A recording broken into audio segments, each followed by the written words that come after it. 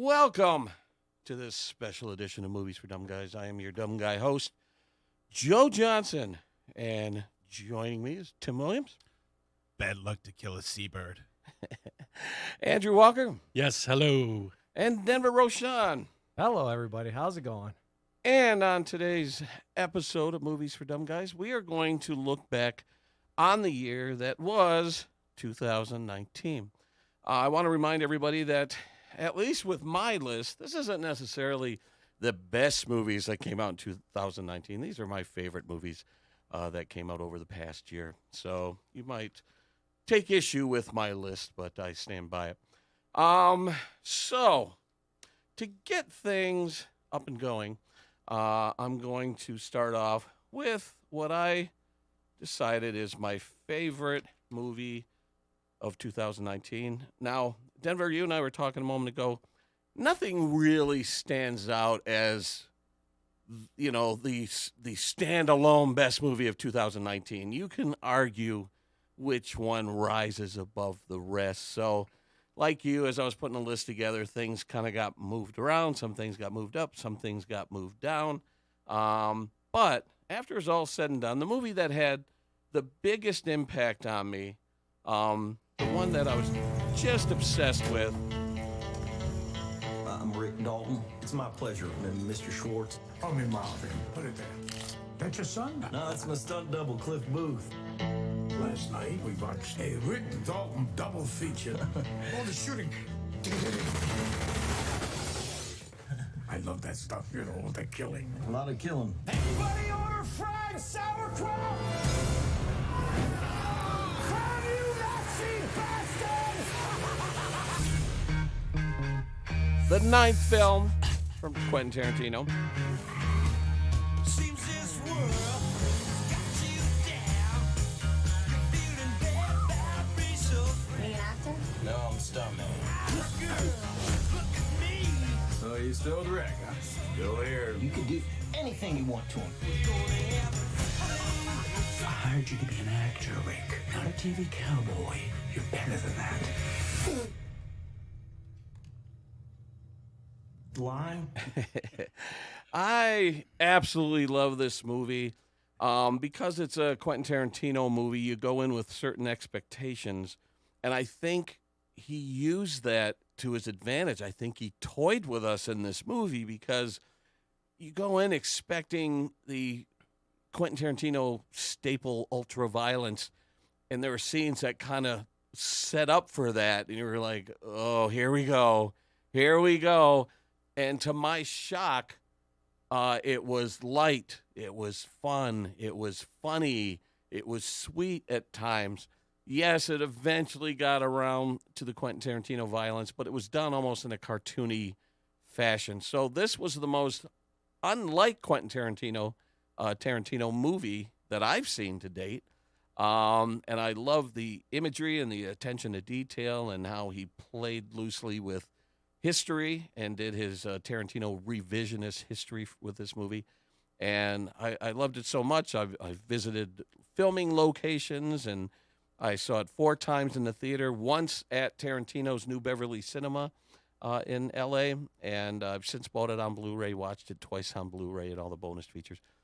So hands down, this is my favorite movie of the year.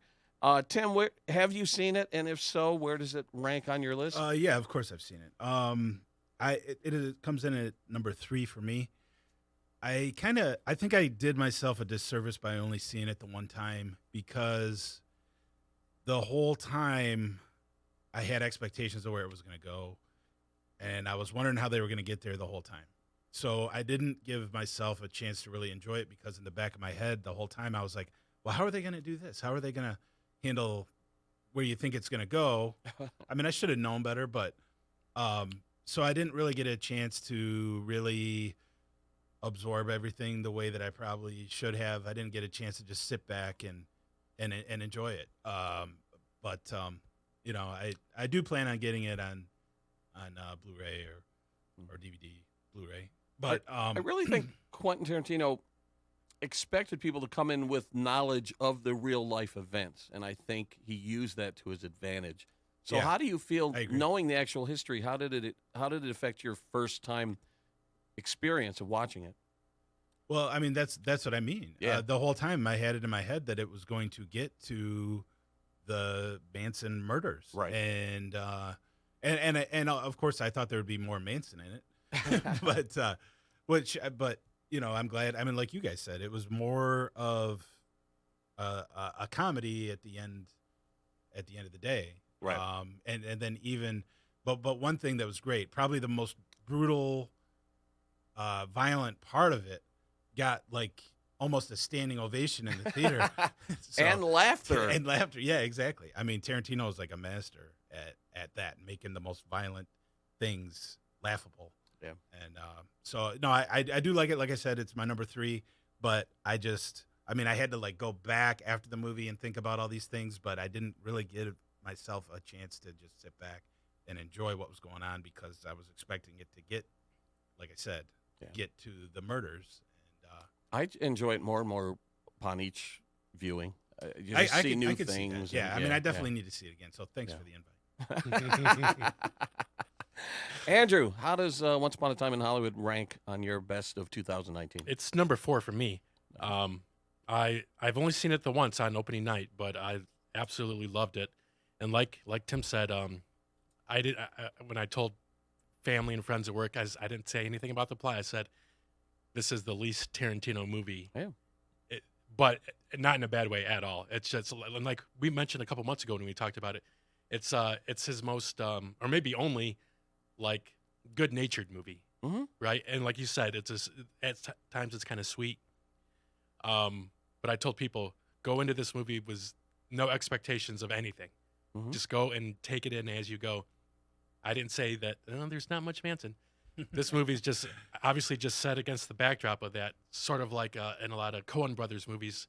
There's an event that's in the backdrop of like Oh Brother Where Art Thou, the Depression, or the bowling movie. I forgot what it's called. Lebowski. Yeah. The first Gulf War. So I tell people it's not a Charles Manson movie. Yeah. It's a Hollywood movie. Well, that's the challenge I think that Tarantino faced is those who knew the history were probably afraid to go see it. Like, I don't want to expose myself to that. And I think whether you knew the history or whether you didn't know the history, I think that led to different experiences in the theater because you go in with certain expectations if you know the history. And I loved the revisionist history, that happy ending, spoiler alert. And I have to imagine that the friends and family of Sharon Tate and the other people that were massacred had to have watched that movie with a tear in their eye, thinking only if Sure. things would have turned out this way. Sure. Denver, Once Upon a Time in Hollywood. The whole time I was watching the movie, I was like, man, this Manson murder scene is really going to kill the buzz of this movie. Because, like you guys have been saying, it was just such a great time at a movie. And so that almost made it suspenseful. It's like, okay, when is this going to kick in and get nasty and violent and disturbing? And yeah, thankfully he didn't. And like you said, he really held back on the violence. So at the end, when it does kick in, it really packs a punch. It's like, whoa, that was awesome. You were waiting for it, And I will say one thing. I disagree in the sense that, you guys are saying it's the most un-Tarantino movie. To me, it's kind of like he took all the cool things from his movies and like merged them. Yeah. This almost feels like a last movie in a lot of ways, where he's taking a little bit of the revisionist history from this movie and a little bit of the two bros chit-chatting and hanging out from Pulp Fiction. Yeah, and so while it is, yes, the lightest and the most comedic movie, and so it does feel fresh and new in that regard, to me it felt like this great reward for Tarantino fans. If you've seen all of his movies, you can kind of see, oh, there's a little bit of that from that, and I don't know if they're Easter eggs necessarily, but just different themes and things that he does. So I put it at number 2. Number 2, nice. On my list. Yeah. Now, one criticism I read on Twitter about the movie is someone said Tarantino's using violence against women as a punchline, and I didn't see it like that at all. Oh. These were psychopaths. These were murderous psychopaths who changed the feeling of L.A. in that time period. Like they ruined everything with what they did. And to me, this was Tarantino's way of expressing his anger at what these psychopaths did. And so I don't look at it as violence toward women, even though it was very uncomfortable to see what happened to the characters. But I didn't see it that way. This was Tarantino lashing out, thinking only if things had gone a little differently. And also, you brought up Charles Manson. There's a deleted scene on the Blu-ray that shows Manson when he visits the house. There's an extended scene where he talks to, I guess you could call him the landlord of the property, and he's looking for Brian Wilson, and he's like, yeah, I got this song I want to play for you. And the guy basically dismisses him and says, look, I don't want you bothering these people again. So this deleted scene sort of sets up his whole motivation for doing what he did. That's true. It is. That is But accurate. I'm a little disappointed that Tarantino chose to cut that scene, because in the movie that was the impetus for what Manson did, and I'm a little surprised it was cut out. I know the movie still pushes 3 hours, so something had to go. But I was a little surprised that scene had to go, and it really kind of gave us some insight into Manson and the fact that he's was crazy at the time. Just real quick, I just remembered when I first saw it too. My criticisms of it were there was scenes that just kind of meandered, and scenes that I didn't think really needed to be in there. Like when Rick Dalton, who's the not the main guy, but when one of them was just driving around the car Cliff. in the car listening to the music. Yeah, Cliff Booth. And then even when she goes and sees her own movie. But after I thought about it, I was like, well, he's just trying to emulate a 60s movie, because, a lot of the 60s movies that I've seen, which are mostly horror movies, have a lot of that in there. Yeah. Where you like watch it and you're like, man, 20 minutes of that could have been cut out because nothing really happened. And I think he was also just showing off the set pieces and creating a vibe of that era by what it was like to go see a movie in a small theater at that time, or driving down the neon-lit Hollywood Boulevard. I think it was just him creating an atmosphere, which I enjoy. And you appreciate those moments upon repeated viewings. I love, not only in this, but in other of his movies, especially in Kill Bill, that shot behind the driver's, the back of the driver's head, and, just like And weaving through the roads. through, And, we saw that in Kill Bill, yeah. Yep, I love that. It's, I think of his previous work, the one I think has a similar vibe is Jackie Brown. I feel like Jackie Brown had a very similar vibe to Once Well, that Upon was a Time. hangout hangout movie where Exactly. a lot of them just sitting around. Exactly. And it was an LA set movie, Right. so it has strong similarities there. All right, so that was my favorite movie of the year. Shocking, considering when you think about what the other movies that came out in 2019. This one surpassed it for me. So let's get to that. Let's get to the popular stuff, the stuff everyone talked about this year. Number 2 on my list is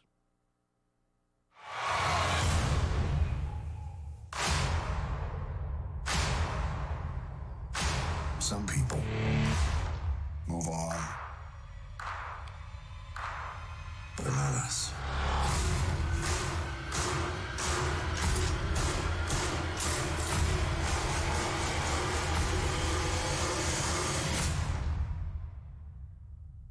Not us. these visuals were all. God, seems like 1,000 years ago. I fought my way out of that cave. Became Iron Man. Realized I loved you. I know I said no more surprises, but I was really hoping to pull off one last one. The world has changed.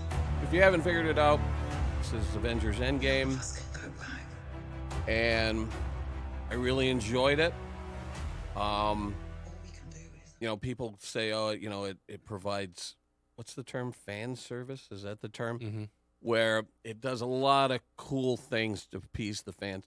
So I don't know if I liked Endgame as much as I liked Infinity War, because Infinity War was such a shocker, and it had that shocking ending, and then everything sort of gets remedied in the sequel. So the sequel didn't have the impact that Infinity War had, but I thought it was a nice way to tie up a decade of Marvel movies. It all started with Iron Man, and I thought it was fun, and there were some shocking moments when Thor went for the head. But I think this is a movie that a lot of people will remember 2019 for, was Endgame. And, at the beginning of that clip that I played, Tony Stark says, it seems like it was 1,000 years ago. Seems like Endgame came out 1,000 years ago. I had to double check. Was that this year when it came out? But I really enjoyed Endgame. One of our colleagues calls it End Lame, which surprises me because I didn't think it was that bad. I enjoyed it. Tim, your thoughts on Endgame and where did it fall on your list? I'm right there with you. I got it at my number 2 spot as well. And unfortunately, like you said, I only saw it the one time. I have not revisited it on home video or anything. But and I did not go and home video, and I did not go see it VHS. And I did not go see it again. But and I did have plans to, but I just never got around to it. But yeah, just to be able to wrap everything up the way that they did, give every character a good send off and a good moment, with all the characters that they put in there and all the movies that they've done building up to this. When I first heard that they were going to do this, I was very skeptical, and I think they really pulled it off. And DC is trying really hard too, but they're not they're not living up to it. But anyway, so I read comic books as a kid. I had some Avengers comics. So, I was excited that they were going to do it, but I didn't think they'd pull it off the way that they did. So, yeah. Now, any definitely movie my that number revolves 2. around time travel, there's going to be plot holes. There's going to be questions. And yes, there are lots of questions, lots of plot holes. I think some mistakes were made and maybe not very well thought out. Captain America, wink, wink. So there are some issues, there are some problems with it, but overall, the question I always ask at the end of a movie that I see is, was I entertained? Kind of like in Gladiator. Were you not entertained? If it entertains me, I'm happy, and I thought Endgame was entertaining. Andrew, did that make your top 10 list? Yes, number 8 for me. I think I structured my top 10 a little differently. I tried to go for what I thought was technically the best movies rather than the ones that were my favorite. That's your prerogative. But I mean, so I could shuffle this around a little bit. I loved the movie a lot. I saw it 2 or 3 times, in the theater. I agree with you that Infinity War is a little bit better because of the stakes at the end. Yeah, this is a lot of fan service, but I don't think that's a bad thing here. Because sometimes with fan service, you could be like, oh, no, that's all. It's too expected. But I loved it. I loved every minute of it. It was captivating. I loved the time travel stuff. I have no complaints about this movie at all. I loved it. Yeah. Denver? I'll go against the grain a little bit in that I actually thought Endgame was far superior over the Infinity War. Interesting. All right. Just You're because- the first person I've heard say Well, that. because to me, when the big shocking end came, I was like, okay, another Marvel cop-out where they're going to just bring all their characters back to life. I was like, oh, brother. And so maybe because of that, I had lower expectations going in for Endgame, and I loved it. I thought it was flawlessly executed. I had it originally fairly low on my list, and then I started thinking about it, and I was like, honestly, what was the most fun that I had in a movie theater this year? And it was hands down, it had to be Endgame. I mean, when, Captain America grabbed Thor's hammer, the crowd was like going crazy. That might be one of my favorite movie moments of all absolutely, time. All time. absolutely. And then when Thor's like, I knew it. Yep, exactly. And there was just so many moments like that, when they open the portals and all the heroes come flooding in, and and then you cried, when Tony dies, Yeah. and it was just such a roller coaster of emotions. And I think, like you guys said, there was so many characters and plot strands and 10 years worth of movies to kind of all wrap up and tie together. I thought it was awesome. So it was my number one movie of the Oh, year. wow. Hands Wow. down, no comparison. Wow. Yeah, and I think the one advantage that Endgame has over Infinity War is, like you said, at the end of Infinity War, we all knew that a sequel was coming, and we knew that there was an out. So in Endgame, there was real loss. There was a sense of loss. And, High stakes in that one. and I went in not knowing who was going to survive Yeah, that me movie. neither. And so every loss was a shock to me. Absolutely. And so there was a lot of weight to that movie. And you put those two movies together, Infinity War and Endgame, if you watch them in one sitting, might be a little long, but I think it ranks up there among the greatest comic book movies ever made. For sure. 100%. So yeah, It's got it. yeah, It's up there for me with Dark Knight in Yeah. terms of comic book movies. yeah, exactly, Yep. exactly. All right, moving on to number 3. Some might find this surprising. Those who know me might not find it surprising. There's number 3.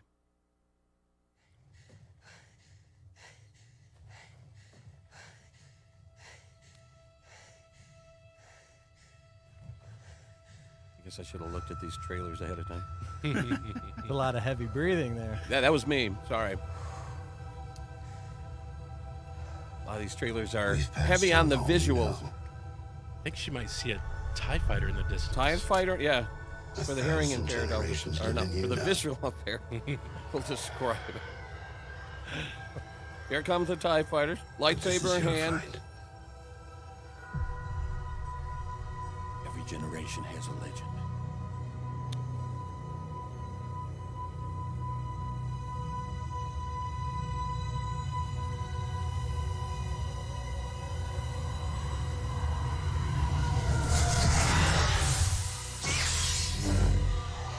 Greatest sound effects of all time.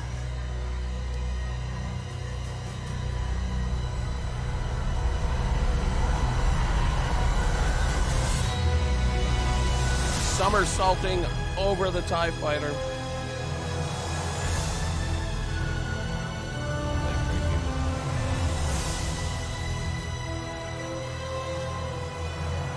All right, let's get out of that. There he is. So, having seen The Last Jedi and being incredibly disappointed, I went into with very low expectations to see The Rise of Skywalker, and I was thoroughly entertained. Again, were there plot holes? Yes. Are there unanswered questions? About a million of them. But the bottom line is, I felt like a 10-year-old sitting in that theater, like I was seeing Star Wars for the first time, enjoying the imagery and the callbacks and the unfolding, the resolution of the Skywalker saga. And at the end, as the credits rolled, I had tears in my eyes. I was happy. I was sad. And I thoroughly enjoyed The Rise of Skywalker. Now, when I got online, got on Twitter, started reading the fanboys' criticisms of the movie, I was shocked at the outrage that people had, saying, J.J. Abrams ruined my childhood. And I was like, what? Did they see the same movie I saw? And one guy went as far to say, if you didn't like The Last Jedi, you're not a true Star Wars fan. And I'm like, what are you talking about? I grew up with these movies. I saw them in the theater when I was a kid. And so how dare you say I was not a true Star Wars fan? I liked Rise of Skywalker. I actually feel like if I was to revisit these Star Wars movies, I would watch The Force Awakens and Rise of Skywalker back to back and leave The Last Jedi out. I don't own Last Jedi on video. I don't care if I ever see it again. I liked Rise of Skywalker far more than Last Jedi. Tim, did Star Wars make the cut? Yeah, this is my number one, and yeah, just like you said, I was very disappointed with The Last Jedi myself, and when I started seeing the reviews, like the Rotten Tomatoes score, like at first, like the reviews on Twitter, because the people that had seen it early, they were all high praise. But then I started seeing it just go down and down and down. So then I was like, oh, okay, well, Last Jedi had such a high score on Rotten Tomatoes. Maybe this is a good thing. Yeah. And so You I went in nailed there. it. So I went into it with a pretty open mind. And again, much like Avengers, I mean, he's wrapping up 9 movies that span over, and even more if you include the offshoots, but that spans 40 years. Right. And a lot of people,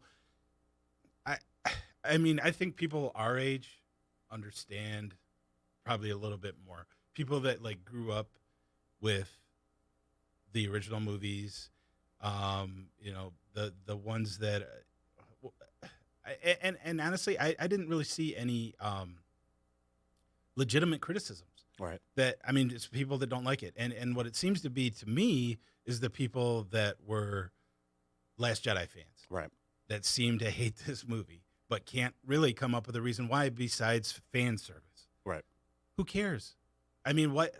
God forbid a director should like dole out the fan service. I mean, especially in a movie like this, it makes no sense to me. Yeah. But I will say this: after I saw Rise of Skywalker, I watched The Last Jedi on Disney Plus, and I didn't hate it. I didn't hate it as much as I did. So I think The Rise of Skywalker actually makes The Last Jedi a better movie. Huh. Myself. I'm But, losing. Easily number one. I mean, roller coaster of emotions, like Denver said about Avengers, but definitely in this one, just like you, I was like, yeah. I mean, I was sad and happy at the end, but yeah, I think JJ did a great job. One big question that I go would have ahead. liked to have had answered was how did Maz Katana end up with Luke's lightsaber That from The never Force was answered, Awakens was it? that they never did answer, but Yeah. I can live with that. Maybe they're going to answer it in a comic book or something. Yeah, you know, after seeing Rise of Skywalker, I sat there thinking, I don't know if I could ever trust Rotten Tomatoes again. Rotten Tomatoes, its critic score is 55%, which is a Rotten Tomato. Yes. Audience score is 86%. How can you be that far apart on this movie? I know. That's shocking to me. Yeah. So I don't know if I can go by what the critics say anymore, because I went in there like expecting to hate this movie, and I really enjoyed it. Andrew, Star Wars. My ranking as far as best movies, it's number 7. But in terms of Favorite? favorite, it's got to be up there, tied with my 2 top best movies. Like you guys, my whole life I've been a huge Star Wars fan. But unlike most people, I equally love, not equally, but pretty closely love all 3 of the new movies. I don't think it's necessarily a bad thing to subvert expectations sometimes. And yeah, Last Jedi wasn't perfect, but there was something about it. It's like, you know what? It was just different, and I don't think different is bad, and I don't think movies have to 100% be fan service all the time. Oh, sure. The only thing was I wish they wouldn't have killed Luke. And he was a little dark. Well, but that's the biggest complaint I have about Last Jedi. Luke Skywalker's my childhood hero. sure. And I know Obi-Wan went off to be a hermit in the desert, but did Luke have to go off and be a secluded nut job on an island? Like, he's my childhood hero. And even Mark Hamill has said he wasn't real happy with the Yeah. direction that the character took. Yep. That's one of the reasons I find it hard to watch that movie is Rian Johnson didn't get the character, in my opinion. Though that character did get redeemed a little bit when. Is it okay if we talk a little bit of spoilers? A for little the bit, movie? sure, yeah. I think that's to be expected when we're looking back on the Rey throws the lightsaber into the burning TIE fighter after she comes back to what's it called, H2, the island. Yeah. And his hand He comes out, catches it, which and is he the says- first time we've seen that the Jedi spirits can interact right, with the which real world. which I thought was really cool. That Well, part, Yoda did kind of blast the tree with the lightning bolt. And Yep. Yeah. So that's. Yeah. But anyway, sorry. I saw that as a complete FU to the very opening scene on Exactly. H2 where he throws the lightsaber over his shoulder, which Yeah. I did not like that. Right. It kind of set the tone as like there's a little bit of FU Yeah. going on. But like I said, I like both movies, but for very different reasons. Now for Rise of Skywalker, I loved it. For me, it hit all of the emotional tones. Just like Endgame, you know. And like both movies, they packed a lot of stuff in the 2.5 hours. Yep. A lot of stuff. The only thing I could think of is the only criticism I have is the pacing was a little too fast, and it seemed like, oh, well, we just got to this planet. We got to find this. Okay, well, we got to go to the next planet. Yeah. To me, it seemed a little too much, almost like a video game. Okay. I agree with that. And I thought, well, JJ had a Herculean task of wrapping this thing up. Think about the pressure that guy was under the last 2 years. All in all, I was very satisfied. I've seen this movie 3 times already. Oh, wow. And that part where I guess you could say Kylo Ren becomes Ben again. Yeah. Talking to somebody. Spoiler, sorry about that. Yeah, just talking to somebody. I did have a little bit of tear in my eye at that part. Yes. Yep. Denver, your thoughts on the Rise of Skywalker? Not to beat a dead horse, but you know, if we're gonna dip our toe back in the Last Jedi territory, I actually think that's a better made movie than the Rise of Skywalker. Now, yeah, people can disagree about what was done with the characters or whatever, but to me, the Rise of Skywalker, it just felt like there was a lot of scenes that were deleted, so things didn't really make a lot of sense at times. And then, like Andrew said, there's a lot of scenes where you could tell they were rushing through it because they were trying to cram in a lot. I actually read at one point that they were trying to split the last movie into 2 parts. Oh, my God. Because there was so much That that would've they were been- trying to cover. Wow. Hey, keep your fingers crossed one day. And see, maybe we'll get that. To me, that would have Director's been, I would have been, you know, in heaven if they Yeah, had done me too. that. Yeah. You know, because when I first saw Rise of Skywalker, the first half, I was kind of like, huh, this is it? This is the movie that's wrapping up 40-something years of moviedom here? Not that it was bad. I was just kind of like, kept waiting for the good stuff to really kick in. Now, in the second half, it did in a big way. Yeah. I mean, like Tim was saying, all the emotions were there. I mean, there was excitement and the effects were amazing and, you know, tears and laughter, you know. So that's the second half of Rise of Skywalker would be my first movie, my number one movie of the year. But because of that first half, and there's so many unanswered questions like, how exactly did the Emperor survive and build this enormous fleet? You know, like Underwater. literally, yeah. There was just and all the Sith. Were the All people those- on this Star Destroyers there the last however many years? yeah, they were Yeah, just waiting underwater. Come Right. on, Hold let your us breath. out, let us out. Yeah, lots of unanswered questions. You know, but I mean, there's so many great moments in the movie, and JJ had a much more difficult task of trying to wrap up the whole saga. Yeah. You know, so I think even though, you know, The Last Jedi might have been like a better made movie as far as, you know, the plot holes and things like that, it wasn't doing as much or trying to bite off as much as they had to do with Rise of Skywalker. So, Right. And think about the corner that J.J. Abrams was painted into. In The Last Jedi, Carrie Fisher passed away before the movie was released.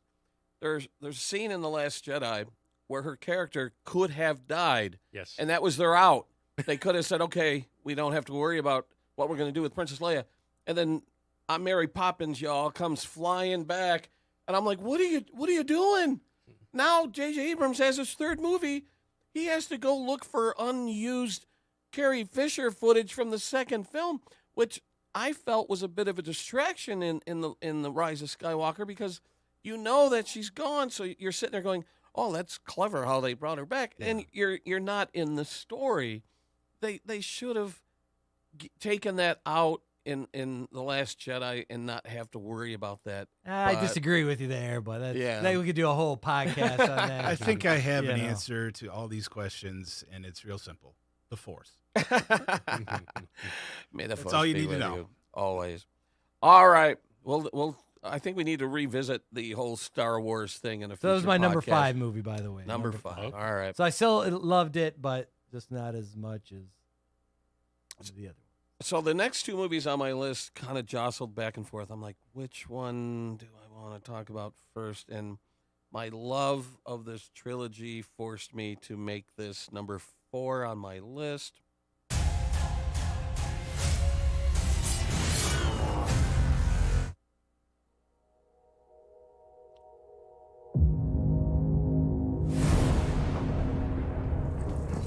You have no idea what's coming. Mr. Wick broke the rules. I trust you understand the repercussions if he survives. John Wick, excommunicado, is now in effect. You shouldn't be here. Nice suit.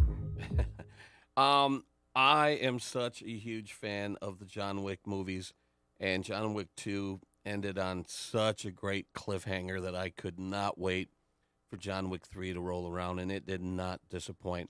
Now, is it Oscar caliber? No. Is it fun? Hell yes. It is so much fun. These movies have been such a blast. Keanu Reeves has been so great in these movies. And just when I thought this was a perfect trilogy and they could end on 3, what do? They go and end on another cliffhanger, setting up John Wick 4. But John Wick 3, Parabellum, was ranks up there among the most fun I've had in a movie theater. Just watching this mindless stuff and the respect that some of the bad guys had for John Wick and vice versa. And I love these movies. I can't get enough of these movies. Tim, where did John Wick rank on your list? Nowhere, because I haven't seen it, and I still have not seen number 2 yet. Oh my God! I know. Get out! I know. No. I love the first one, and I planned on seeing the second one, and I just never got around to it. And I would have gone and seen the third one, but everybody's like, "No, you should probably see the second one before you see the third one." Oh, definitely. So that's where I'm at. Andrew, Unfortunately, It does not rank on my top 10, but if I were to probably do a top 12, I love this movie. Like you said, it didn't quite make the cut. It's not Oscar worthy, but man, it's for an action movie. It was awesome. Very definition of popcorn movie. You sit there Yes. munching on your popcorn. And I guess I'm more of a later in life fan of Keanu. I guess I just wasn't really exposed to his stuff growing up. And when the first John Wick came out, I'm like, well, he had made quite a few stinkers in the past, but like, I hope this brings him back. And now he's doing another Matrix. He's doing Bill and Ted. Oh yeah, And he's so back, baby. I'm extremely happy for Keanu, and the more I read about his personal life, he seems like the coolest, nicest guy. Yeah. And I'm extremely happy for him. These movies are nonstop action. Remember the scene when they're I don't remember if it was a museum or what the building was, and they're throwing knives back and forth. Yeah. It got to the point where people in the audience were laughing a little bit. Oh, And sure. like, this is so ridiculous. Yeah. And a lot of the time, these type of action movies can just be so horrible and cringeworthy. Yeah. But I love these movies. They're surprisingly good. Yeah, like the one scene, he's fighting 2 guys at the same time, Yeah. and they're like, "Oh, so this is the great John Wick. He's a little slower, and they have him on his back, and the 2 guys are hovering over him with swords, and they extend their hand out. Yeah. and said, "All right, take a breath. Let us know when you're ready. It's just an honor fighting you." Yeah. That's what I love about these movies. There's like this respect, and it's so they much don't- fun. And they straddle the line of good, hard action, but they don't take themselves too seriously. Exactly. And That's if they what's great did, about 'em.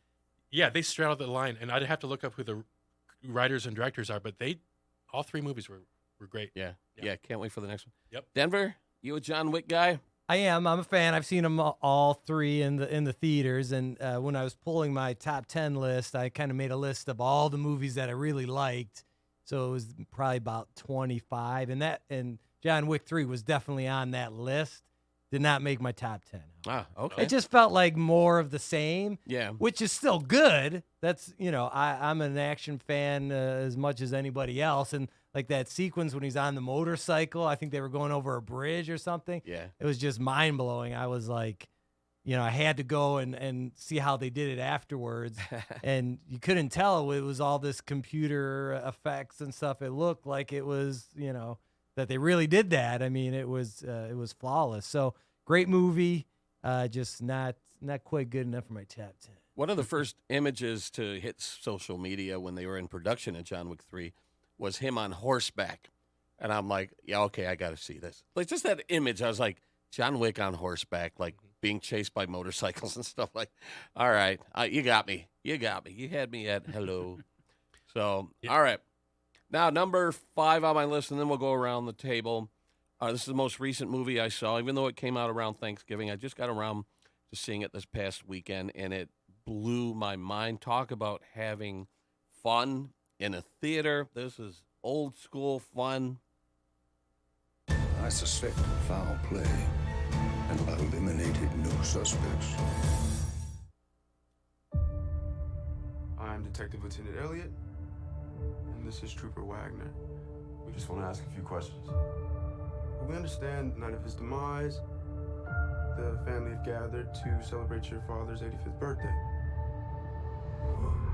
How was it, by the way? The party? Pre my dad's death? Oh, it was great.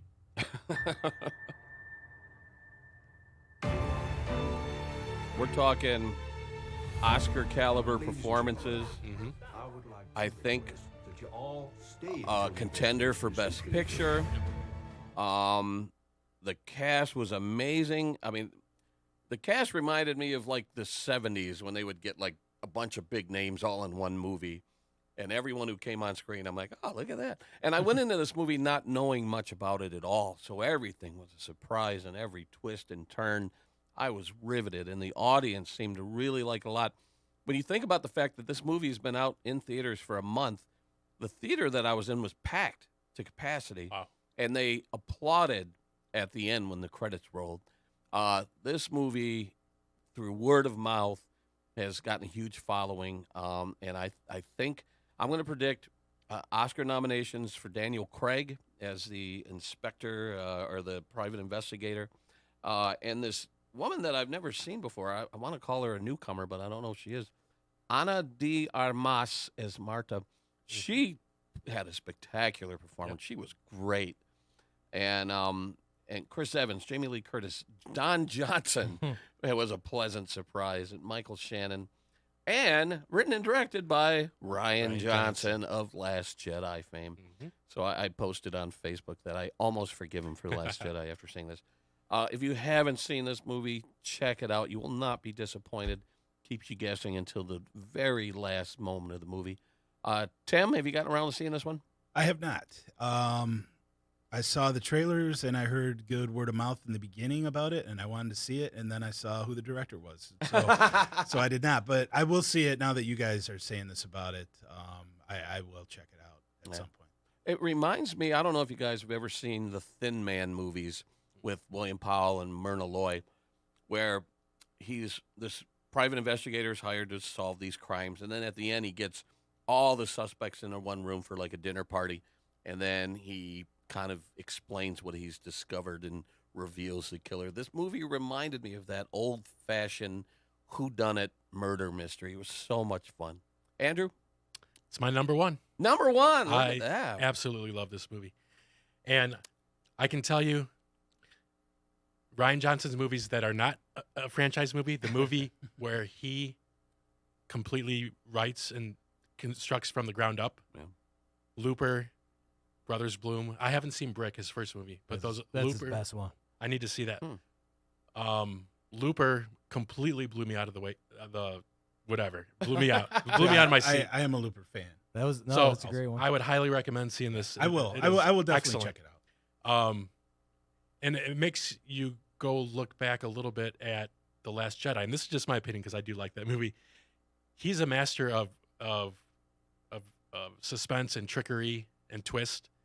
So with that in mind, it kind of helps me appreciate The Last Jedi more because like that's who this guy is. He loves to subvert things. He loves to trick things and twist things, and I love that. Like you said, the ensemble cast was phenomenal. It was. Chris Evans playing against type in this, was awesome. That the new girl you talked about, Ana de Armas. The only time I had seen her before, she plays the holographic girlfriend in Blade Runner, the new Okay. Blade Runner. All right. And man, she's beautiful. Yeah. And she was great. And yeah, this movie is so, to me, it's so airtight, and everything gets talked about. Yeah. I've only seen it once, but I didn't see any holes in it. Yeah. I Thinking loved it. back, there's not a wasted shot, a wasted line No. spoken. Everything means something. Yep. And that's what I loved about it. Yep, absolutely. Yeah. It's a long movie too. It's like a lot of movies we see today. It's pushing, I think, 2.5 hours. It did not feel like it. But it felt like it was 60 minutes long. It's efficient and everything. Yeah. It's my number one. That's all I can say. Denver, did you get around to seeing Knives Out? Yep, I did. I liked it a lot. It did not make my list, Oh. however. Your top 10. Did Wow, not. that It was surprised me. it was maybe in the top 15. Yeah. So it was up there, was in consideration. My big issue was it was really kind of like the old Agatha Christie movies from the 70s where it's the same thing. You take a stellar international cast, you put them together in a location, and it's not a train, it's the old family house. You bought it in the 80s. Right. So, it's kind of, I love the acting. I loved everything about it. It just, to me, it just kind of felt like just a rehash of something cool without really doing anything super crazy or new or different, And there was one part, like once you, without spoiling anything, once you think things have wrapped up, then there's like this, they add this little twist onto it. And so at that point, the movie started to kind of drift and waver a little bit, got off the rails. Then it kicked back in, once they revealed that big twist. But so close, but no cigar. I'm really hoping that this is not the last we've seen of Benoit Blanc, the Daniel Craig character. I want to see him come back. I want to see him solve more crimes. Mhm. I absolutely love that character. One of my favorite characters of 2019. I agree. All right, so that's my top 5. Let's recap. Once Upon a Time in Hollywood at number 1, Endgame number 2, Rise of Skywalker number 3, John Wick Chapter 3 number 4, and Knives Out number 5. We'll throw it over to Tim. Is there anything in your top 5 we have not gotten to yet? Yes, my number 1 was Star Wars. My number 2 was Avengers Endgame. And then number 3 was Once Upon a Time in Hollywood. So my number 4 is Dr. Sleep. And I will just say I am not a huge fan of the original Shining. It's okay, but it's not my favorite. I don't know why, but it's just never been one of my favorite movies. I mean, I know a lot of people are like huge fans of it. So originally, I don't even think I was planning on seeing this. But it got really high review. I mean, it got really good reviews. I don't remember if I like saw the Rotten Tomatoes score or whatever. But anyway, I was like, after I saw so much positivity about it, I decided to go see it. And I will say it's about 2 hours, 20 minutes long, almost 2.5 hours long. It went by like that. I mean, I could have gone pee in the beginning or not, but I decided not to. And it was just like, boom, it was over. And I didn't really think about it. It kept me on the edge of my seat the whole time. For someone who I haven't seen it, I know nothing about it. Is it a reboot of The Shining? A sequel to The Shining? Is it about the making of The Shining? It's a sequel to The Shining, and it was actually a book that Stephen King wrote. It's about the son having grown up. So he's as an so adult. he's now grown up, and he's kind of dealing. He's an alcoholic. He's kind of dealing with the childhood trauma. And that's Ewan McGregor. And it's Ewan McGregor. Okay.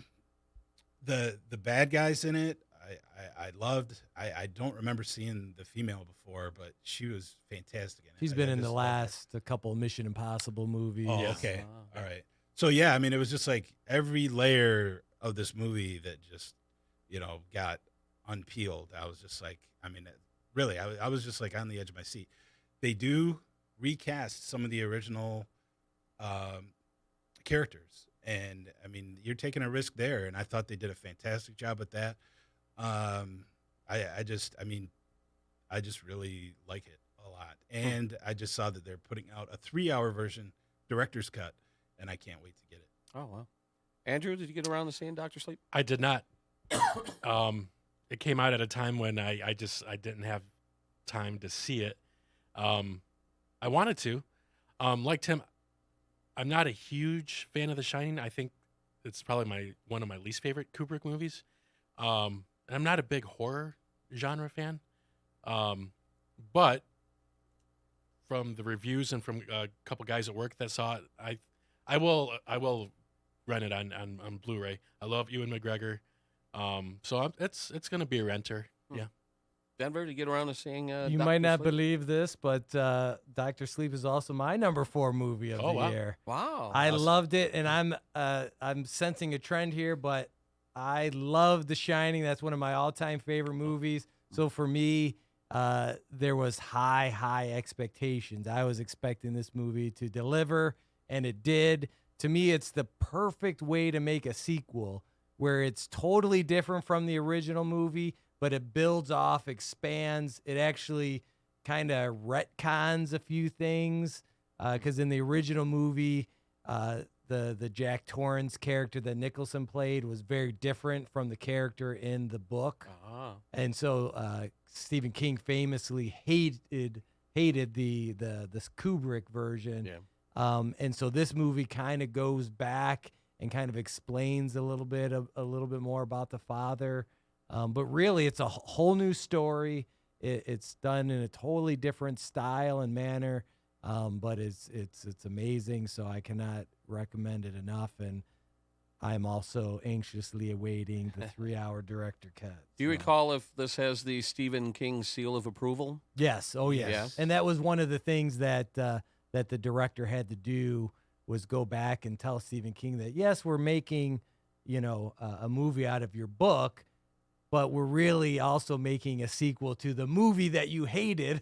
Yeah. And so that's why there's a little bit of that retconning in there to kind of, I think, to appease Stephen King and those fans of the book. Well, I wonder now, having said that, I wonder if this is necessarily a sequel to the movie or a sequel to the book. No, it's very clearly a definitely sequel to the movie Okay, because they yes. return to the original hotel. I see. It's Yeah. got the same carpet, and like Tim said, they recast a lot of the main roles to look like the original actors in the Okay. movie. So Interesting. and they even use some of the music cues and things like Yeah, that. and I think he did try to shoot some stuff a little Kubrick-esque. Oh, yes, very somewhat. much. But it more reminded me of like a 80s Stephen King movie Mm. than anything, the way that it was done. Mm. I mean, it was just kind of like the deliberate pace of it. And I mean, that's Kubrick-esque also.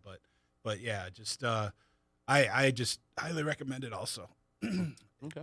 I was surprised at how much I liked it. But it is a legit horror movie, so I could see why it didn't do all that well at the box office. I It's would very rate it literary. more as a thriller. See, that's how I look at The Shining. I don't look at The Shining as a horror movie. I look at it as a psychological thriller. I mean, there's a couple horrific scenes, obviously, Yeah. but overall, I think I would classify it as a thriller myself. Yeah, I mean, to me, the original Shining is one of the all-time great horror films. It has all the horror iconography, the blood coming out, the ghosts, the rotting old lady in the bathtub. So there's, Yeah. but it's not a slasher movie. I mean, that's Right. the difference. You Yeah, know? yeah. So All right. What's at number 5, Tim? My number 5 was one that I was kind of on the fence about seeing. I'm not a huge fan of what DC has done in their superhero universe since they decided to try to go the Marvel route. So but with this, they kind of went off in their own thing. It's not necessarily part of the big picture of what they're doing, and it is the Joker. Yeah. Here's my thing. I can't comment on whether or not it's a good or bad movie. I boycotted the movie. I protested the movie. Why? And not for the reasons you might think. I am a Batman guy. I grew up with Batman. I love Batman. And when they announced that they're doing a standalone movie on a Batman villain, I was mortified because in my opinion, the bad guy has to face consequences in a movie, and Batman and Joker are like two sides of the same coin. One created the other, and some say the other created the other. Well, there's They still need elements of each that in other. there. Yeah, but they need each other. They need to play off each other, and the bad guy needs to face consequences. I have no interest in seeing a standalone movie about a villain, whether it's Lex Luthor or anybody. I'm not interested in the villain as a standalone movie. I need the yin and yang of Batman and Joker. So that's the main reason I protested it. Well, So okay, that's to me, this is more like a. I think DC had, as far as the comics went, they had their own kind of like different universe that like Sandman and all that stuff was in. Vertigo. This is more like a Vertigo, or like a Elseworlds type thing, or like a What If type thing for Marvel. That I think that's what it is. I think it should have been left as a single movie, and they're talking about doing a sequel to it, which I don't agree with. But I mean, it's more just about, it's like a different take on what could have created the Joker, and I thought it was very well done. And again, I wasn't planning on seeing it, but I went in there and I ended up enjoying it quite a bit. I hate even saying enjoying it because it's kind of a downer. I mean, Right. it really is kind Not of a kind downer. of. And It's a yeah, complete 100%. But I'm a huge taxi taxi driver fan. I love that movie. Yeah. And this was heavily influenced by it. I mean, the director made no bones about it. He said he was heavily influenced by Taxi Driver. So, But that's the thing that scares and me you a can little see that in bit. there. Is Taxi Driver inspired lunatics to commit acts of violence, and I was afraid the Joker was going to do the same thing. I was afraid that these incels and these morons were going to embrace the character and go, see what he went through, I went through. Well, So they have instead- embraced the character for right, sure. and I for think sure. I think it's irresponsible to shine a spotlight on that and excuse that kind of behavior. But so that's part of the reason why. Excuse what kind of behavior? Yeah, it doesn't really Well, do that though. yeah. I mean, that's the beauty of the film, is that it presents a world where those kind of people are created. They don't just come out of thin air. It kind of shows, okay, why do people turn violent and lash out? And so it did that in a pretty masterful way. But yeah, it's just so grim and depressing. And the other issue I have is Heath Ledger's performance in The Dark Knight is one of the greatest performances in a comic book movie, or movies in general, in my lifetime. And I felt it was a slap in the face, like, to follow up that performance with a Joker movie so soon, even though it's been 10 years maybe. But I don't know. There's just a lot of issues I have with this movie. Andrew, what are your thoughts on Joker? I agree with Tim on this. It's also my number 5. Oh, wow. Like you, I've been a huge Batman fan my whole life. But when I heard they were doing this and that Joaquin Phoenix was in it, I'm like, I'm curious. Yeah. A lot of people wrote bad stuff about this movie before even seeing it, which is what I had a problem about. I don't get the criticism of people saying that it excuses people like this, people who have serious like mental health issues and abuse. I think issues that's and- only coming from people that haven't seen the movie. right. It tackles themes of poverty, like I said, abuse, all sorts of things. I don't think it excuses it at all. It just kind of explains, like, this is what happens to people. It's definitely the exact opposite of something like Endgame. It is not a comic book movie at all. Right. You can't go into this thinking, oh, this is the Joker of Batman lore.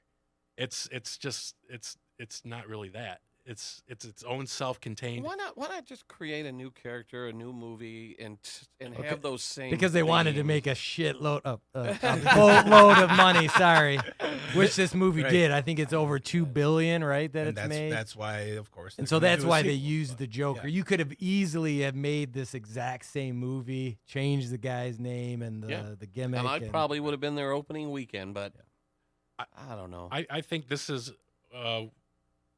what maybe a little bit of Scorsese or a little bit of Paul Schrader influence. a lot of it. Oh, yeah, sure. a lot. Yeah.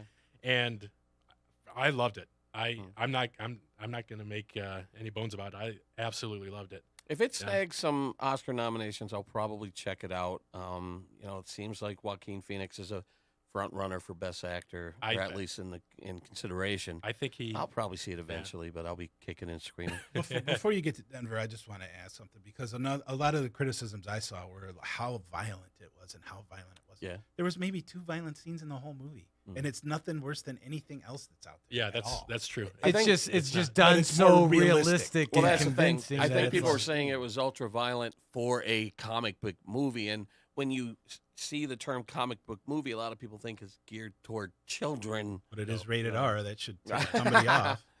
It's very serious. It's rated R, but not like Deadpool. It's Right. Yeah. super serious. Yeah. Denver, anything you want to add to the Joker? Well, my favorite conversation? DC movie of the year was Shazam by far. So this did not make my top 10 list, but I will say I did toy with it. It was maybe top 15 because here's the thing. It was the acting in it is cannot be matched. It's unbelievably well acted. The cinematography was mind-blowing. Probably the best cinematography of the year. The music, the script, everything about it was so, wonderfully done. My only issue was that it felt like you just took Taxi Driver, King of Comedy, and said, okay, let's plop it down on top of the Joker story.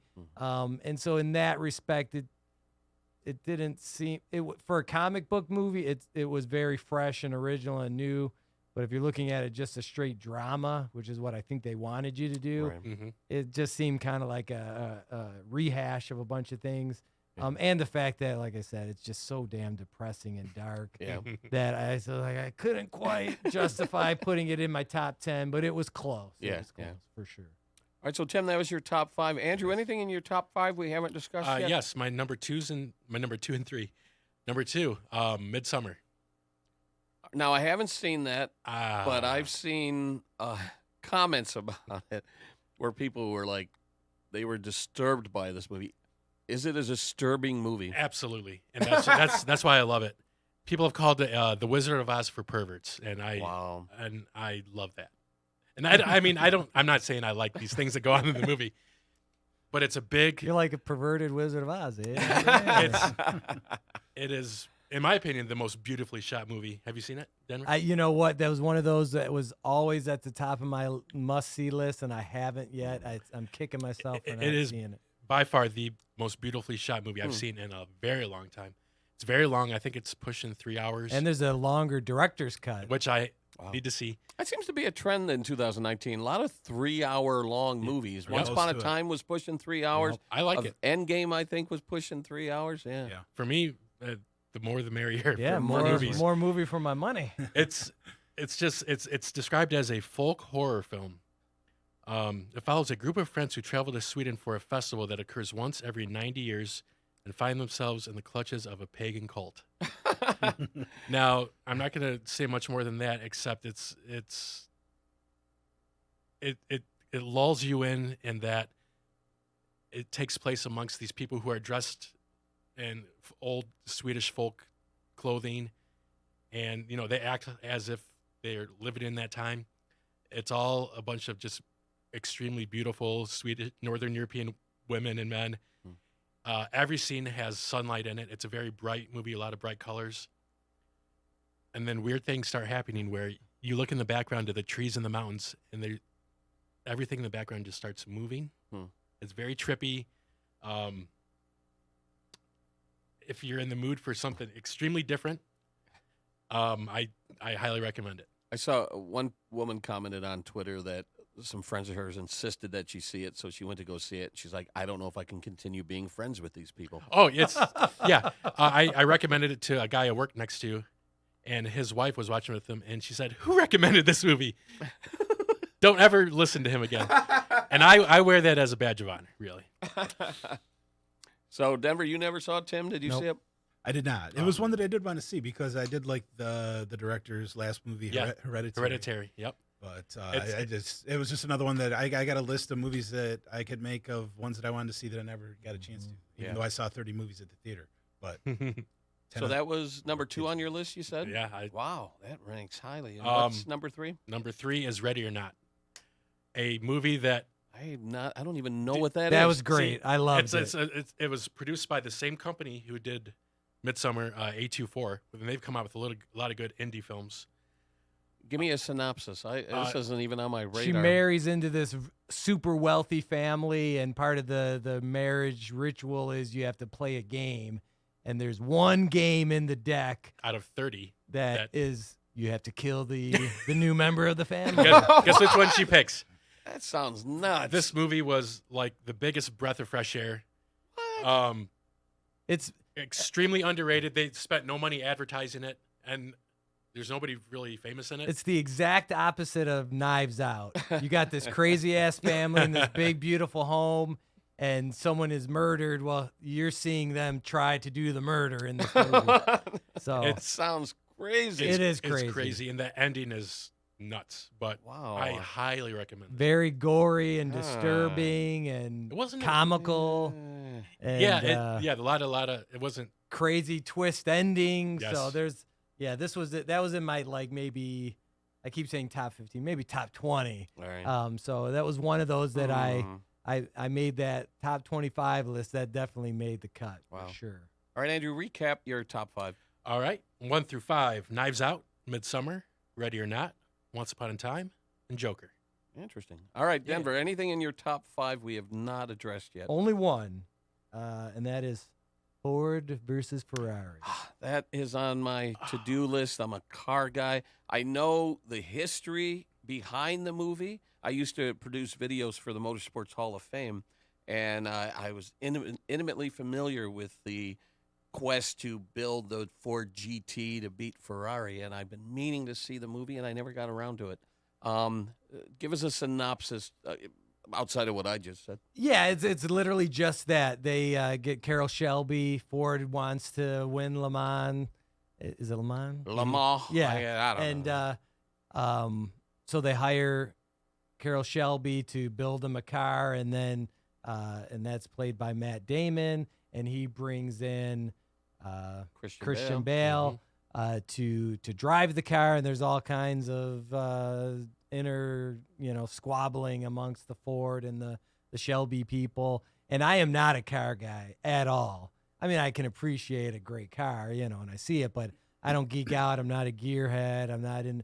So for me to be swept away by this movie, I was like, wow, that's, to make me a car person for those 2 hours. Yeah. I thought that's a pretty rare feat. And it's just great special effects with the driving and the racing matched with great acting. I mean, Christian Bale, that would be my pick for best actor. Another Oscar now. I would give it, if I had to pick anybody, I'd give it to him for this year. Interesting. That is just that good. I was really hoping to see it before tonight's podcast, but maybe I'll see it Yeah, it's after the new exciting. year. It's funny. You shed some tears. I mean, and what's amazing is that it's based on a true story. You almost can't believe it. It's so crazy. So yeah, highly, highly recommend that one. I loved it. Either you guys get around to seeing Ford versus Ferrari? Nope, that's on my list of ones I did not see that I should have also. Exactly. This is one that it should be on my list, but my list is packed with other stuff. I loved every facet of this movie. There was some really funny parts, like when they got in the fight when they're holding the groceries. No spoilers, but at the end when Matt Damon is talking to his son, Christian Bale's son, great. Man. And all the Detroit and Dearborn references. Oh, sure. These two guys deserve to be nominated, along with Joaquin Phoenix and the two guys from Once Upon a Time, in my opinion. Yep. Yeah, I agree. Absolutely. All right, so what we're going to do here, I'm going to go over my next few movies, but we're a little pressed for time, so I'm just going to kind of do it quickly. And these next 4 movies on my list are like something a 12-year-old would put together. Spider-Man Far From Home, number 6 on my movie. I think quite possibly the best Spider-Man movie ever made. I really enjoyed it. 91% on Rotten Tomatoes. I loved everything about this movie. I thought it was really, really entertaining, and I just think Tom Holland makes a great Peter Parker. Number 7 on my list, Shazam. Denver, you mentioned it a moment ago. Didn't know what to expect when I went in to see it. I was expecting almost a kiddie movie, just light and silly and fun. I was surprised by the level of darkness the movie had, which really to me was a pleasant surprise because I was expecting it to be much lighter than it was. I found it really, really entertaining and one of the best DC movies made. Number 8 on my list, Captain Marvel, I thought was entertaining, but if I were to rank all the Marvel movies, this would be pretty low on my list. And then Toy Story 4 was entertaining but unnecessary. I thought that Toy Story 3 wrapped up a great trilogy, put a tear in my eye.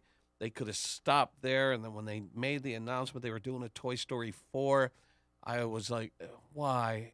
But of course, it's Toy Story. I went to go see it, and I don't remember ever laughing or even smiling during this movie. I just kind of sat there experiencing the movie and not necessarily really enjoying it. And so, like I said, I walked away thinking this was totally unnecessary and a really downbeat ending. I was disappointed with the ending. So wait, this is still the best list, right? Well, here's a little secret. I only saw 10 movies this year. And so Toy Story is one of the movies I saw this year. And number 10 on my list is actually a movie I hated. Because I only saw 10 movies. I hated Us. I'm a big Jordan Peele fan. I loved Get Out. And Us was basically, here's how I describe Us. Going to a party, getting caught in a corner with a drunk guy who proceeds to describe the weird dream he had last night for 90 minutes. And I'm like, how do I get the hell out of this? When the credits rolled, I'm like, what the hell was that? Nothing made sense to me. It was just like a weird dream. So some people love it. I am not one of those people. So that is the 10 movies I saw. I will say that my favorite thing that I saw all year long was not a movie. It was Baby Yoda, Yeah. The Mandalorian. Yes. Best thing I've seen all year long. Yep. Tim, round out your top 10. Well, I agree with you about The Mandalorian. My number 6 was also Spider-Man Far From Home, the best Spider-Man movie, in my opinion, also. The one from last year. The Spider-Verse, Into the Spider-Verse is up there too, but live action Spider-Man movies, it's number 1 for me. Yep.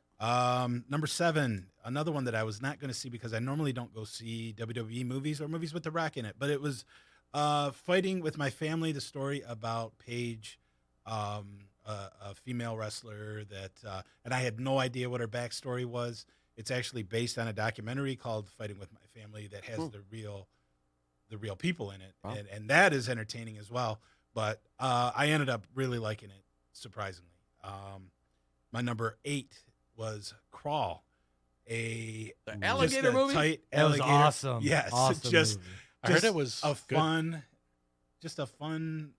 Now that's a popcorn horror movie. Yeah. Definitely a popcorn movie. Yeah, And I something mean, you'd never goes seen by- before. Yeah. Yeah, it goes by super fast, but I really liked it the way that it was done. My number 9 is a claymation movie, and the only kids movie that I put on here, although I do like a lot of them, I just didn't put any of them on here.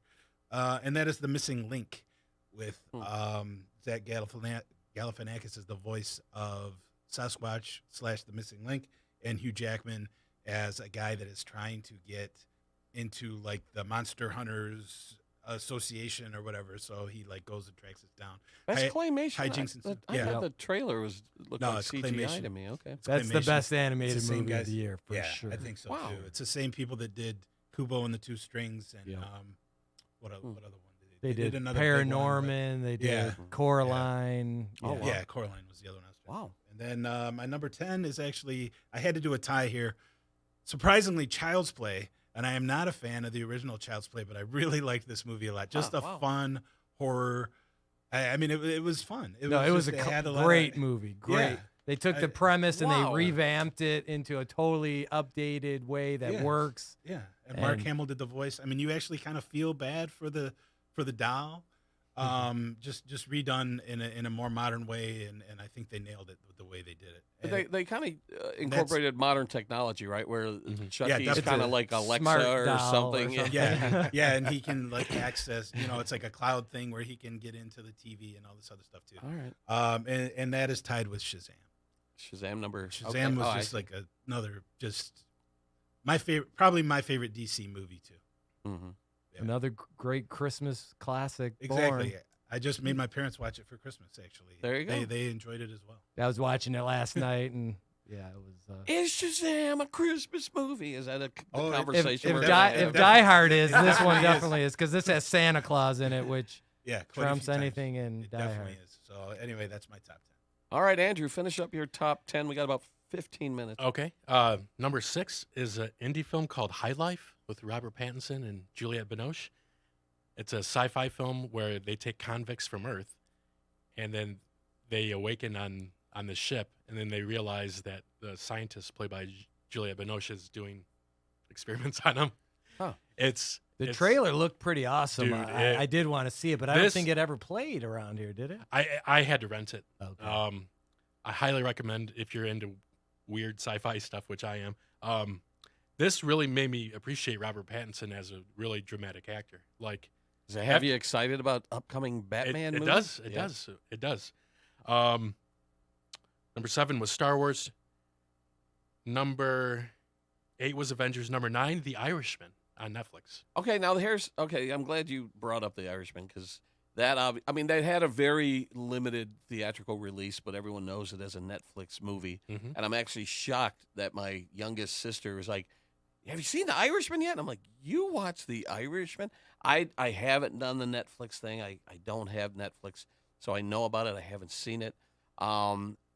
What I've heard is it's really super long, but 3.5 hours. But do you think? Well, I guess because it had a theatrical release, it's probably going to be in consideration for That's Oscars what- and stuff. that's so- why they- That's that's the why they front do it. runner, for Yep. sure. Yeah. Yep. Interesting. Okay. A lot of people say that it is Scorsese's best, which I don't think it's close to being his best, Yeah. but It's up there. extremely well. Sometimes the de-aging CGI was That a little didn't work. Distracting. That a didn't little work. distracting at first. I think Yeah. as the film went on, they figured out. Well, as they there's went scenes along. where De Niro's supposed to be 20 years old, and his body looks like he's like all slunched over They- with a they- pot belly. They had a posture person expert on set to help these guys, Wow. but with Pacino. But excellent movie. Let's see. My number 10 is your least favorite movie, Us. I really Wow. liked Us. Well, up until the reveal of Us, I thought, man, this is one of the great movies Oh, it was this year. intriguing. Yeah. And then as soon as they, this underground thing, I was just like, that was kind oh, of weird. boy. I still, honestly, I can't tell you what the movie's really about. I need to watch it probably 6 or 7 more I times. don't think the filmmakers could tell you what No. this movie's No. about. Jordan, I follow him on Twitter, Jordan Peele, and he's retweeted things that people have sent him, like, this is actually talking about the Native American history of America. So I feel like he purposefully made this extremely weird and ambiguous movie that 330 million Americans would watch it and project their own thing onto it. It's very different than Get Out, which you knew what they were going Well, for. Get with Out, Get Out. even though Get Out had twists and turns, it was kind of a straightforward thriller. Yes. This one, to me, made no sense. How did all these people underground make these giant scissors? And they all had the same outfits. And Well, the What? reveal Why? needed to come way earlier in the movie so that you could spend some time actually making this whole thing make any sense. Yeah. Because the way they ended, I was just like, huh? That's it? What? I'm still convinced Jordan Peele woke up one morning, wrote down this dream he had, and then said, I'm going to make a movie of this. It's possible. I'm convinced of that. No, that it was him smoking and toking and writing stuff down at midnight. Hey, yeah, this is great. The two Raspberry Awards, which I disliked the most this year, were Gemini Man and Glass.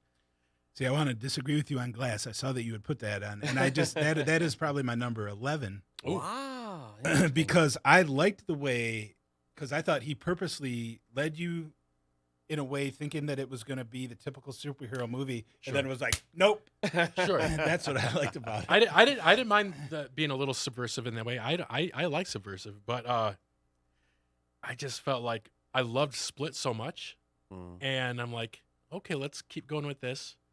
And I felt like he came up with the idea of it being a trilogy later on, and like, can we capitalize on what I've done before?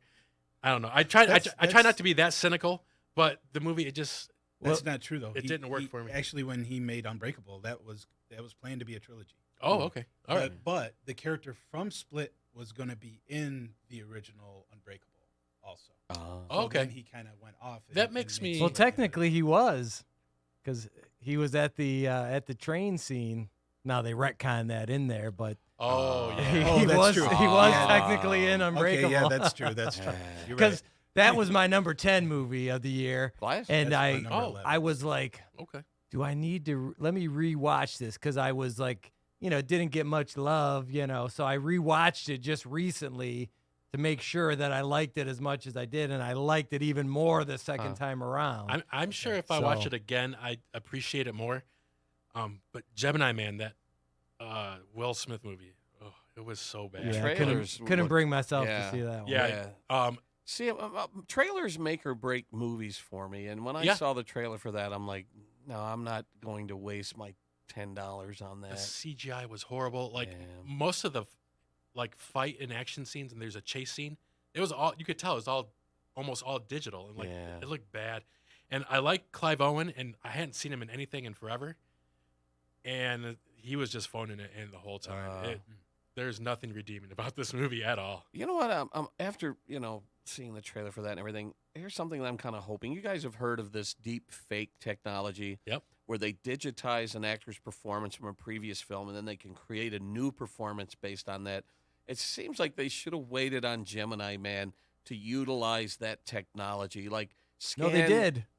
Will Smith, the young Will I Smith, think- was totally Yeah. a CGI creation. No, I know that, but did they use the deep fake technology? I'm pretty Because sure it because sure they did not look they convincing they to me. scanned him. Well, they probably just cheaped Yeah. out on it. Because I've seen stuff on YouTube, this deep fake stuff, where I'm like, holy crap. Yeah, but that's like 3 minutes long. This is a 2-hour Yeah. movie, so I don't think the budget was there to I think the support it. technology is going to get better, and I want to see movies like Gemini Man done correctly, where you're like, wow, how did they do that? Because a perfect example is this Keanu Reeves thing where he's at the liquor store robbery. Have you seen this deep fake video? Oh yeah, that's a good And I one. sent it to a friend of mine, and he replied back and said, wait a second, that was not Keanu Reeves? Like, he thought it was Keanu Reeves. That's where this technology is going, and I want to see it used in film. We only have a few minutes left, Denver. We got to get to the rest of your Yes, top 10. this is kind of the artsy part of my list here. Perfect for movies for dumb guys. That's right. Well, this first one, number 6, is a perfect movies for dumb guy movie. It's Dolomite Is My Name with Eddie Murphy I on wanna Netflix. see that so That is one of bad. that's probably the funniest movie of the year. I It heard was it's good. great. I loved it. You know, I get angry when they release these movies in such limited release that it's not playing anywhere near me. Just bite the bullet. Yeah. This Joe, you're gonna have this to. whole part of my list is all Netflix because All number right. 7 is also a Netflix movie, The Two Popes, with Okay. Anthony Hopkins and Jonathan Price. Jonathan Price, and they're He paying. looks exactly like Oh my Pope God, Francis. it was awesome. Now, from what I've read, it's almost no basis of reality. It's almost completely fictionalized, but it was still amazing. I loved it. I'm not even a practicing Catholic. So go see that.